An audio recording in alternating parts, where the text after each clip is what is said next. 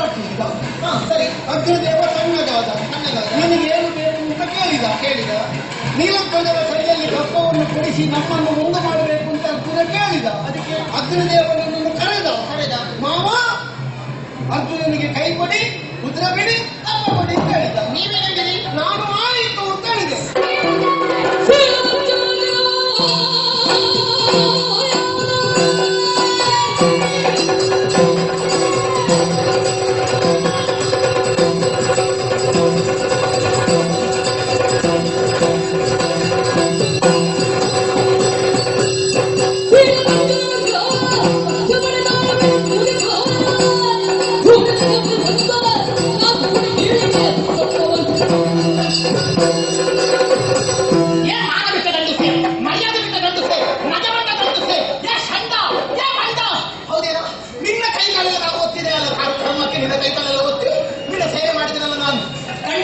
ನಿನಗೆ ಯಾವ ಅರ್ಜುನ ಕೈಕಾಲು ಹಿಡಿದು ಬರ್ತೀರಿ, ಹಸ್ತನಾಗುವ ಮಾಡ್ತೀರಿ? ಯಾವ ಅರ್ಜುನ? ನಮ್ಮ ಮಗನನ್ನು ಕೊಂದಿದ್ದಾನೆ.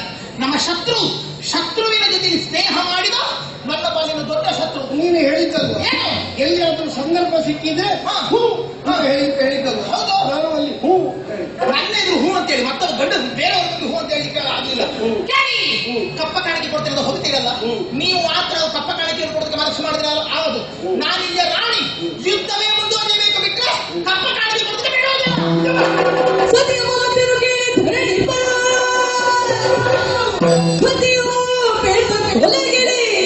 ರಾಕ್ಷಸಿ ಕ್ಷಿತಿಗೆ ಹೆಣ್ಣಿನ ರೀತಿ ಕರಿಯದ ರಕ್ತ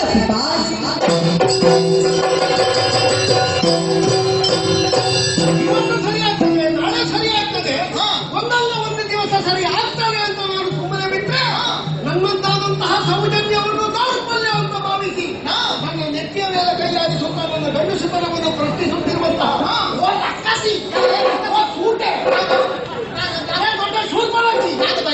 ಹಣ್ಣು ಕಾಯಿಯ ಕಟ್ಟಿ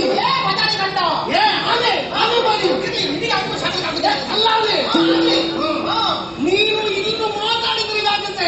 ಮನೆಯ ಒಳಗಡೆ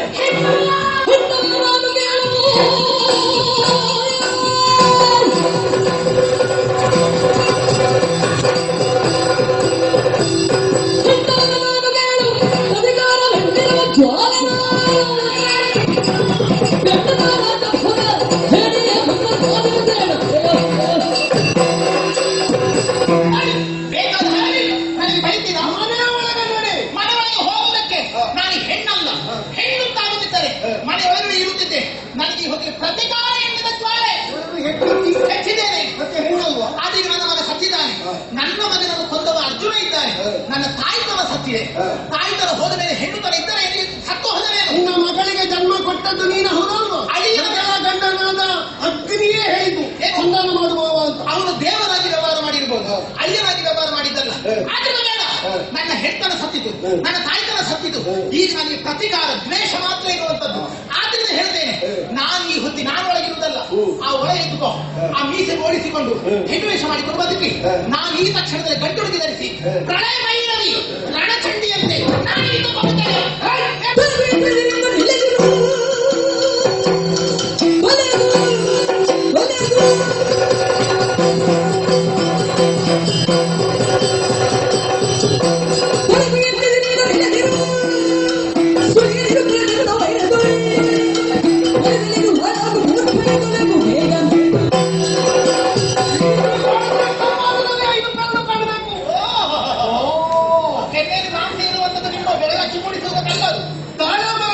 ಬೆಂಕಿ ಕೊಟ್ಟ ಹಾಗೆ ಬರ ಬರ ಬರ ಬರ ಬರ ಬರ ಬರ ಬರ ಬರ ಅಂತ. ಹೌದು, ಆ ದೊಡ್ಡ ವ್ಯಾಪ್ತಿಯ ಪಟಾಕಿಗೆ ಬೆಂಕಿ ಕೊಟ್ಟ ಹಾಗೆ ಪಟ ಪಟ ಸಿಡಿತದೆ. ನಿನಗೆ ಹೊಡಿಲಿಕ್ಕೆ ಆಗುದಿಲ್ಲ. ಇದು ಬರೀ ಕುಸುಮಲ್ಲ, ನಿನ್ನ ಕಂಠ ಉಂಟಲ್ಲ, ಬಾಕಿದವರಿಗೆ ಕಂಠ ಆಗ್ತದೆ. ಗೊತ್ತಾಯ್ತಾ? ಸುಡು ಕಡೆಯ ಸೂಟೆ. ನೀನು ಮನೆಯೊಳಗೆ ಇರುವುದಿಲ್ಲ, ನೀನು ಹೆಣ್ಣಲ್ಲ, ನಾನು ಇದ್ದ ನೀನು ಮಾಡಿ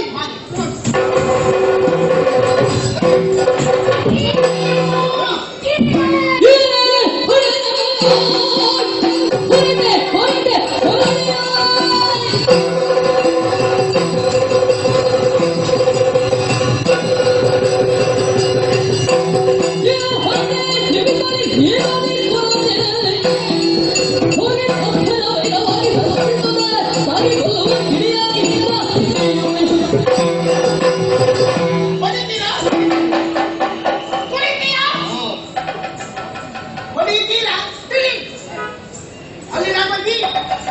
ನನಗೆ ಹೊಡೆಯುವುದು ತುಳಿಯುವುದು ಇಷ್ಟು ಪಾಪದ ಹೆಂಗಸಿದ್ದದ ಈ ಗಂಟು ನನಗೆ ಹೊಡೆಯುವುದು ಎಂತದು ಇಷ್ಟು ಪಾಪದವರು ಸಿಕ್ಕಿದ್ರೆ ಬೇರೆ ಯಾವಾದ್ರು ಜೋರಿನ ಹೆಂಗಸಾಗಿದ್ರೆ ಇಷ್ಟೊತ್ತಿಗೆ ಈ ಗಂಟು ತಿರುಗಿ ಹೊಡೆಯುವುದಿಲ್ಲ. ಇದೊಂದು ಪಾಪ ಅಂತ ಹೇಳಿದ್ರೆ ನಿಜವಾದ ಪಾಪವನ್ನು ಏನು ಅಂತ ಹೇಳ್ಬೇಕು. ಏನು ಹೇಳುದ ನೀನು ಮಹಾಪಾಪ. ನಾನು ಪಾಪವ ನಾನು ನಿಮ್ಗೆ ತಿರುಗಿ ಹೊಡೆದ ಕೈ ಎತ್ತೀವಿ. ಹೆಂಡತಿ ಗಂಡನಿಗೆ ಹೊಡಿಬೇಕು ಅಂತಿಲ್ಲ, ಹೊಡಿತೆ ಕೈ ಎತ್ತಿದ್ರು ಸಾಕು. ಮತ್ತೆ ಅವರು ಗೆದ್ದೆ ನೀರು ಕೂಡ ಸಾಯ್ಬೇಕವ. ಈಗ ಎಂತದ್ದು ನಿಮಗೆ ಒಂದು ಮಾತುಂಟು, ಊರಲ್ಲಾಗದಿದ್ರೆ ಮನೆ ಹೆಂಡತಿಯಲ್ಲೂ ಆಗುದಿಲ್ಲ ಅಂತ. ಊರಿನ ಗಂಡ ಸಂಬಂಧಿ ನಿಮ್ಮ ಗಂಡು ತರ ನೋಡ್ಲಿಕ್ಕೆ ಆಗುದಿಲ್ಲ. ಹೆಂಡತಿ ಹೊಡೆಯುತ್ತೀರಾ ಎಂದು ಹೋಗಲೆಲ್ಲ ಹೇಳ್ತಾರೆ ನೀನು ಪಾಪ ಆಗಿ ಅವಳು ಜೋರಾದದ್ದು, ನೀನು ಸ್ವಲ್ಪ ಜೋರಾಗು ಅವಳು ಪಾಪ ಆಗ್ತಾಳೆ. ನಿಮಗೆ ಹೆಂಡತಿ ಮಾತು ಬೇಡ, ಊರವರ ಮಾತು ಬೇಕು. ನೀವು ಎಂತದ್ದು ಅಷ್ಟು ಸುಲಭದಲ್ಲಿ ಸಾಕಾಯ್ತು ನನಗೆ. ಅಷ್ಟು ಸುಲಭದಲ್ಲಿ ಬಿಟ್ಟಿದ್ರೆ ಕಳೆಯ ಕೊಟ್ಟು ಬಂದದಲ್ಲ, ಓಡಿ ಬಂದದಲ್ಲ. ಮದುವೆಯಾಗಿ ಬಂದಿದ್ದೇನೆ. ಮದುವೆಯಾಗಿ ಅವತ್ತು ಸಪ್ತಮದಿಯಲ್ಲಿ ಎಂತದ್ದು ಕಂಬಳ ಕೋಡುವುದು ಸಪ್ತಮದಿ ತುಳಿಯುವುದು. ಸಪ್ತಮದಿ ಹೇಗೆ ತುಳಿಯುವುದು? ಹೇಗೆ ಹಾಗೆ ತುಳಿಯುವುದು. ಇದೆಂತದ್ದು? ಹೌದಾ? ಸಪ್ತಮದಿಯನ್ನು ತುಳಿದು ಬಂದ ಆವಾಗ ನಾನು ಮುಂದೆ ಬರ್ಬೇಕಿತ್ತು. ನಾನು ನಿಮ್ಮನ್ನು ಇದೇ ರೀತಿ ಹಿಂದೆ ಬಿಡಬೇಕಿತ್ತು. ಏನ್ ಮಾಡುವ, ಮದುವೆ ಮಾಡಿಸಿದ ನಾವು ಹೇಳಿದ್ದು ಹೆಣೆ ನೀ ಹಿಂದೆ ಹೋಗ್ಬೇಕೇನೆ, ನೀ ನನ್ನ ಸೀರೆ ಸರಿದಲ್ಲಿ ಅವಳ ಸೀರೆ ಉತ್ತರಿಗೆ ಗಂಟು ಹಾಕಿ ಹೆಣೆ ಹೆಣೆ ನೀ ಹಿಂದೆ ಹೋಗ್ಬೇಕೇನೆ. ಓ ಇದು ಇದು ಮುಂದೆ ಹೋಗಿ ಅದು ಬೇರೇನೋ ಕೆಲಸ ಮಾಡುವ ನಾವು ಮದುವೆಗೆ ಬಂದದ್ರಲ್ಲಿ ಇದು ಸರಿ ಹೌದಾ? ಸರಿ ಇಲ್ಲ. ಆ ಕಾರಣಕ್ಕೋಸ್ಕರವಾಗಿ ನೀನು ದೊಡ್ಡ ಮಾತಾಡ್ತೀಯಲ್ಲ. ಪುರೋಹಿತರು ಮದುವೆ ಮಾಡಿಸಿದವರಿದ್ದಾರೆ. ನಿನಗೆ 3 ಛಾಯ ಗೊತ್ತಾ ಮದುವೆ ಮಂಟಪದಲ್ಲಿ? ಹೌದು. ಎಂತದ್ದು? ಧರ್ಮೇಚ ಅರ್ಥೇಚ ಕಾಮೇಚ 3 ಛಾ ಗೊತ್ತುಂಟ ನಿನಗೆ?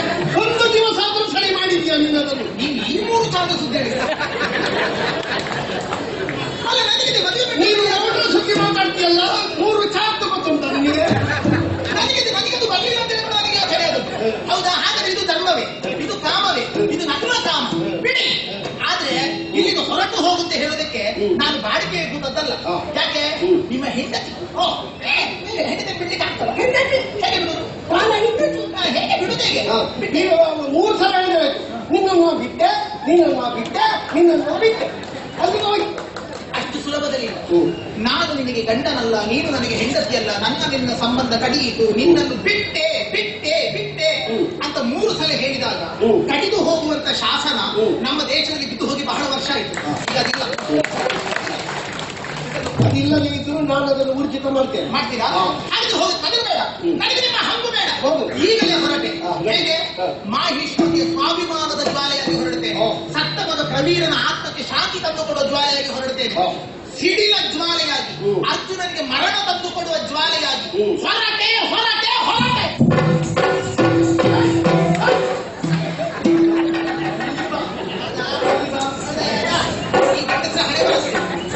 ಹೆಂಡತಿ 3 ದಿವಸ ತವರು ಮನೆಗೆ ಹೋದ್ರೆ ಇವರ ಕೈಗಳು ಆಡುವುದಿಲ್ಲ. ಇಲ್ಲಿ ಹೆಂಡತಿ ಬಿಟ್ಟು ಹೋಗುತ್ತೆ ಅಂತ ಹೇಳಿದ್ರೆ ಆಗ್ತದೆ.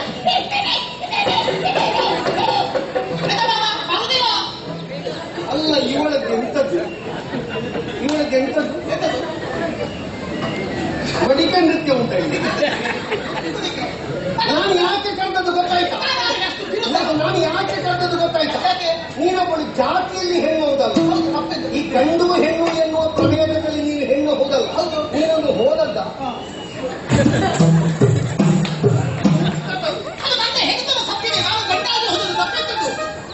ನಿನ್ನನ್ನು ಕರೆದದ್ದು ನೀನು ಹೋದದ್ದಕ್ಕೂ ಅಲ್ಲ, ಹೋಗುವುದಕ್ಕೂ ಅಲ್ಲ. ಮತ್ತೆ ಬಾಬಾ ಅಂತ ಕರ್ತದೆ. ಇದು ಯಾರದು? ಇದೆಲ್ಲ ಆವರಣ ಯಾರದು? ರಾಣಿ ಯಾರು ಕೊಟ್ಟದ್ದು? ಈ ಮಾಹಿಷ್ಮತಿ. ಹೌದಾ? ಮಾಹಿಷ್ಮತಿಗೆ ಯಾರು ಅರಸ? ಅದು ಯಾರಿಗೆ ಸೇರ್ಬೇಕಾದ್ದು? ಯಾರಿಗೆ? ನನಗೆ. ಅದನ್ನು ಕಟ್ಟಿಕೊಂಡು ಎಲ್ಲಿ ಹೋಗುದು? ತೆಗಿ. ನೀವು ಹೋಗುದಿದ್ರೆ ಹೋಗು. ಇದನ್ನೆಲ್ಲ ಕಟ್ಟಿಕೊಂಡು ಹೋಗ್ಬೇಡ. ನೀನನ್ನು ಕಟ್ಟಿಕೊಂಡು ಹೋಗುವಾಗ ಎಲ್ಲಿಯಾದ್ರೂ ದಾರಿಯಲ್ಲಿ ನಿನ್ನ ಕುತ್ತಿಗೆ ಹಿಚ್ಕಿದ್ರು ಹಿಚ್ಕೆಯ. ನಿಮಗೆ ಈ ಆಭರಣ ಬೇಕಾ? ಹೌದು. ಅಲ್ಲಿ ಎಂಥ ಗಂಡು ಸುಡುತ್ತೆ ನೋಡಿ. ಇಂತಹ ಬಂಗಾರದಂತೆ ಹೆಂಡತಿ ಬೇಡ. ಹೆಂಡತಿ ಮೈಮೇಲಿನ ಬಂಗಾರ ಕೇಳ್ತದೆ. ನೀನು ಕಾಗೆ ಬಂಗಾರ, ನೀನು ಕಾಗೆ ಬಂಗಾರ. ಇಂಥ ಬಂಗಾರದಂತ ಹೆಂಡತಿ ನಿನ್ನ ಹೆಂಡತಿ ಬೇಡ. ನನಗೆ ನೀವು ಇಷ್ಟು ಬಂಗಾರದ ಆಸೆ ಮಾಡ್ತೀರಿ ಅಂತ ಆದ್ರೆ ನನಗೆ ಬೇಕಾ ಬಂಗಾರ? ನಿಮ್ಮ ಎದೆಗೆ ಹಾಕಿಕೊಳ್ಳಿ. ನನಗೆ ಒಂದು ಬೇಡ. ನನಗೆ ಆಭರಣ ಸುಮ್ಮನೆ ಹೋಗಿದೆ. ನನ್ನ ಜೀವನವೇ ನನ್ನ ಸರ್ವನಾಶ, ನನ್ನ ಶಾಂತಿಯೆಲ್ಲ ನೀನು ಅಪ್ಪನಿಗೆ ಹುಟ್ಟಿದವಳು ಆದ್ರೆ ಬಿಸಾಡ್ಲಿಕ್ಕಿಲ್ಲ. ಯಾಕೆ ನಿನಗೆ ಬಿಸಾಡಿ ಕೊಟ್ಟದಲ್ಲ? ನೋಡಿ ನೋಡಿ ನಿನಗೆ ಎಷ್ಟು ಮತ್ಸರ ಉಂಟಾದ್ರಲ್ಲಿ ನೋಡು. ನಿನಗೆ ಕೊಡುವಾಗ ಬಿಸಾಡಿದ್ದಾರೆ. ಸರಿಯಾಗಿ ಕೊಡ್ತಿದ್ದೆ ಆದ್ರೆ ಇದೀಗ ಯಾರಾದ್ರೂ ಒಂದು ಒಳ್ಳೆಯ ಕೆಲಸಕ್ಕೆ ಏನಾದ್ರೂ ಕೊಟ್ರೆ ಅದನ್ನು ತಿರುಗಿಸಿ ಕೊಡುವಾಗ ಬಿಸಾಡಿ ಕೊಡುವುದಲ್ಲ. ಅದು ಅಪ್ಪನಿಗೆ ಹುಟ್ಟಿದವರ ಕೆಲಸ ಅಲ್ಲ. ಅಲ್ಲ, ಅಪ್ಪನಿಗೆ ಹುಟ್ಟಿದವಳ ಆದ್ಮೇಲೆ ಬಿಸಾಡುದು ಯಾಕೆ? ಇದು ಅಪ್ಪನಿಗೆ ಹುಟ್ಟಿದ ಹಣ ಇಟ್ಕೊಳ್ಳೋದಿಲ್ಲ. ಎಲ್ಲ ತೆಗೀತೇನೆ ನನಗೆ ಹೆದರಿ ಸಾಯ್ತದೆ. ಒಂದು ಸಣ್ಣ ಬಂಗಾರದ ತುಂಡಲ್ಲಿ ಬಿಟ್ಟಿದ್ದೆ ನೋಡಿ, ಇದನ್ನೊಂದು ಮಾಡಿಸಲಿಕ್ಕೆ ಎಷ್ಟು ಇದರಲ್ಲಿ ಉಂಟು ಬಂಗಾರ. ವರ್ಷದಲ್ಲಿ ಬೇರೆ ಬೇರೆ ಬೇರೆ ಬೇರೆ ಬೇರೆ ಬೇರೆ ಬಾಕಿದವರಿಗೆ ಸ್ಪರ್ಧೆ. ಅವರು ಒಂದು ಮಾಡಿದ್ರೆ ಇದು ಬೇರೆ ಇದ್ದೇ ಮಾಡು. ಈ ಹೂವಿಗೆ ಎದೆಮೇಲೆ ಹಾಕ್ಬೇಕು. ನನಗೊಂದು ಆಭರಣ ಬೇಡ. ನೀನು ನನ್ನನ್ನು ಬಿಟ್ಟು ಹೋಗುದು, ನಾನು ನಿನ್ನನ್ನು ಬಿಡ್ತಾ ಇರುವುದು. ನಿನಗೆ ಗಂಡ ಸತ್ತಿದೆ ಅಂತ ಲೆಕ್ಕ. ಹೌದು, ಈಗ ಎಲ್ಲಿಗೆ ಬೇಕಾದ್ರೂ ಹಾಕ್ತೇನೆ. ಈಗ ಆಭರಣಕ್ಕೆ ನಾನು ಆಭರಣ ತೆಗೆದು ಕೊಡ್ತೇನೆ.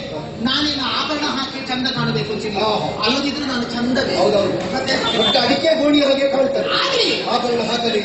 ನೀವು ಒಂದೇ ಮೇಲಿಂದ ಕೆಳಗಿನವರೆಗೂ ಒಂದೇ. ಇದು ಕೊಳೆ ರೋಗ ಬಂದ ಅದಕ್ಕೆ ಇಲ್ಲ, ಅದು ಹೊರಗಡೆ ಸ್ವಲ್ಪ ಮುಟ್ಲಿಕ್ಕೆ ಆಗುದು. ಆಗಲಿ ತೆಗಿ. ಈಗ ಅದು ತೆಗಿ, ಅದು ತೆಗಿ. ಈ ಕಿವಿಯೋಲೆ ಮುಂದೆಲ್ಲ ತೆಗಿ, ಮುಂದೆ ತೆಗಿತೆ. ತೆಗಿ. ಕಿವಿಯೋಲೆ ಕಲ್ಸಿದ್ದು ಯಾವಾಗ ಯಾವಾಗ ಯಾವಾಗ? ನೀನು ಅಡ್ಡ ಮಲಗಬೇಕಿತ್ತು. ನನ್ನನ್ನು ನೀನು ಅಡ್ಡ ಮಲಗಿಸಿ ಯಾವಾಗಲೂ ಆಗಿದೆ. ಹೌದು, ಗೊತ್ತಾಯ್ತಲ್ಲ. ಹೋಗ್ಬೇಕಾಯ್ತಾ? ಎಲ್ಲ ತಗೊಂಡು ಹೋಗ್ಬೇಕು. ಬಂದಾರೆ ಬಿಟ್ಟು ಬಿಟ್ಟು ಬಿಟ್ಟು ಬಿಟ್ಟು ಬಿಟ್ಟಿದ್ದೇನೆ. ಅದರಲ್ಲಿ ಸುಮಾರು ಉಂಟು. ಇರಲಿ, ಇದಕ್ಕೆ ಕೈಯ ಕಂಕಣ ನೀನು ಅಡ್ಡ ಮಲಗಿದ ಮೇಲೆ ಎದೆ ಮೇಲೆ ಹೊಡಿಬೇಕಿತ್ತು ನಾನು, ಆಯ್ತಾ? ಈಗ ತೆಗೆದು ಬಿಸಾಡ್ತೇನೆ ನಿನ್ನ ಹಣೆ ಬರಕ್ಕೆ. ಇಷ್ಟು ಆಭರಣ ಕೊಡು ಅಂತ ಕೇಳುದು ಯಾಕೆ ಅಂತ ನನಗೆ ಗೊತ್ತಾಗಿದೆ. ಈಗ ಗಂಡ ಸತ್ರೆ ಅವರ ಎದೆ ಮೇಲೆ ಹೊಡಿಬೇಕಾದ ಕಂಕಣ. ಹೌದು, ಹೆಂಡತಿಯ ಮೊದಲು ಸತ್ರೆ ಅಲ್ಲಿ ಕೈಯಲ್ಲಿ ಆಮೇಲೆ ನೀನು ಸತ್ತಾಗಿದೆ, ನಿನ್ನ ಹೆಣದಿಂದ ತೆಗೆಯುವುದಲ್ಲ. ತೆಗಿತೇನೆ. ನನಗೆ ನೀವು ಕೊಡು ಅಂತ ಇಷ್ಟು ಹಠ ಮಾಡಿ ಕೇಳುದು ಯಾಕೆ ನನಗೆ ಅರ್ಥ ಆಗಿದೆ. ಯಾಕೆ? ಅಪ್ಪ ಸತ್ತರೆ 6 ತಿಂಗಳು ದುಃಖ, ಅಮ್ಮ ಸತ್ತರೆ ವರ್ಷಾಂತದ 1 ವರ್ಷದ ತನಕ ದುಃಖ, ಮಕ್ಕಳು ಸತ್ತರೆ ಪುತ್ರ ಮಕ್ಕಳು ಸಾಯುವ ತನಕ ದುಃಖ, ಹೆಂಡತಿ ಸತ್ತರೆ ಮತ್ತೊಬ್ಬಳು ಹೆಂಡತಿ ಸಿಕ್ಕುವಲ್ಲಿವರೆಗೆ ದುಃಖ. ಮದುವೆ ಬರ್ತಾರೆ ಅವರಿಗೆ ಕೊಡುವುದು. ಅದೇ ಈಗ ನೋಡಿ, ಹೌದಾ? ಅಂತ ಇದೆಲ್ಲ ಬೇಕು ಗೊತ್ತು ಈ ಗಂಡಸಿಗೆ. ಅದಕ್ಕೆ ಹೇಳುದು, ಯಾವ ಹೆಣ್ಣೆ ಇರಲಿ ಗಂಡ ಸತ್ರು ಮಕ್ಕಳಿಗಾಗಿ ಅದು ಬದುಕುತ್ತಾಳೆ. ಒಬ್ಬ ಗಂಡಸು ಅಲ್ಲಿ ಇವರು ಸತ್ತರೆ ಬೆಂಕಿ ಚಿತೆಯ ಬೆಂಕಿ ಆಡುವುದು ಮಕ್ಕಳಿಗೆ ಎಲ್ಲಿ ಹುಟ್ಟುತ್ತದೆ. ನಿನ್ನಂತ ಹೆಂಗಸು ಗಂಡ ಸತ್ತರೆ ಮಕ್ಕಳಿಗಾಗಿ ಬದುಕಲಿಕ್ಕಿಲ್ಲ. ಮಕ್ಕಳನ್ನು ಬಾವಿಗೆ ಹಾಕಿ ಬೇರೆ ಗಂಡನ ಜೊತೆ ಅದು ಅದರಿಂದ ದುರ್ಬುದ್ಧಿ ಇರಲಿ ಆಯ್ತಲ್ಲ. ಪಟ್ಟಲ್ಲ ಇದು ತೆಗಿ ಯಾವುದು ಕರಿಮಣಿ. ನಾನು ಬೇಡಲ್ಲ ನಿನಗೆ, ನಾನು ಕಟ್ಟಿದ ಕರಿಮಣಿ ಯಾಕೆ ತೆಗಿ. ಕರಿಮಣಿ ಬಳಸುದು ಯಾಕೆ? ಕರಿಮಣಿ ಇಟ್ಕೊಳ್ತೇನೆ ಯಾಕೆ? ನಾಳೆ ನಾನು ಊರು ತಿರುಗಾಡ್ತೇನೆ.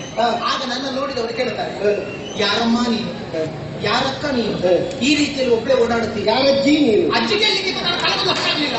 ಅಜ್ಜಿ ತಲೆ ಕೂದಲೆಲ್ಲ ಕಪ್ಪು ಮಾಡಿಕೊಳ್ಳುವವರೆಲ್ಲ ಅಕ್ಕಂದಿರಲ್ಲ ಅಂತಲ್ಲ. ಆಗ ನನಗೆ ಪರಿಚಯ ಹೇಳಬೇಕು. ಮಾಹಿಷ್ಮತಿ ಅಂತ ಒಂದು ಊರುಂಟು, ಅಲ್ಲಿ ನೀಲಧ್ವಜ ಅಂತ ಒಬ್ಬ ನರಸತ್ತ ಗಂಡುಸಿದ್ದಾರೆ. ಆ ನರಸತ್ತ ಗಂಡುಸು ಕಟ್ಟಿದ ಮಾಂಗಲ್ಯ ನಾನು ಅವನ ಹೆಂಡತಿಯಿಂದ ನಿನ್ನ ಮರ್ಯಾದೆ ಕಳಿಸಿದ್ದೇನೆ. ಅಲ್ಲಿಯೂ ಹೆಂಡತಿ ನಂದೆ. ಹೌದು, ಮನೆಗೆ ಹೋಗುದಿದ್ರೆ ವಿಲಾಸ ಮತ್ತೆ ಒಂದು ಹೆಣ್ಣು ಊರ ಮೇಲೆ ತಿರುಗಾಡಿದ್ರೆ ಅದು ಮರ್ಯಾದೆ ಒಂದು ಗಂಡಸಿಗೆ.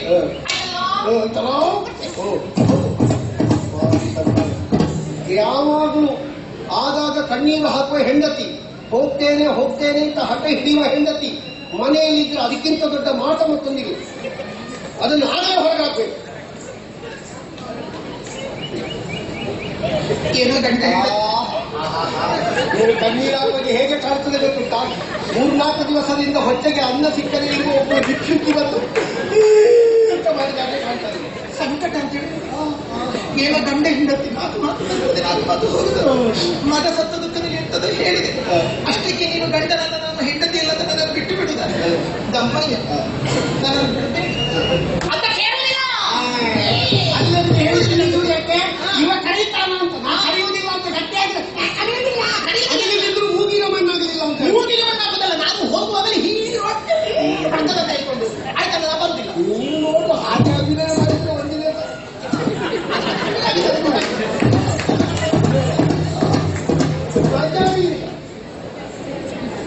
ದೇವರೇ, ನಾನು ಇಷ್ಟು ವರ್ಷ ಸಂಸಾರ ಮಾಡಿದ್ದಲ್ಲ, ಮುಳ್ಳಿನ ಮರಕ್ಕೆ ಮುತ್ತು ಕೊಡ್ತಿದ್ದ. ಒಂದು ಬುಡಕ ಹಾಲು ಕುಡಿಬೇಕು. ಇವಳು ಹೋದ ಲೆಕ್ಕದಲ್ಲಿ ಈ ಕೆಲವು ಜಾತಿ ಮರಕ್ಕೆ ಬಂದಣಿಕೆ ಹಿಡಿತದಲ್ಲ, ಹಾಗೆ ಇವಳು ಹೆಂಡತಿ ಆಗಿದ್ದು ಒಂದು ಸ್ವತಂತ್ರ ಆಯಿತು. ಹೋಗ್ಲಿ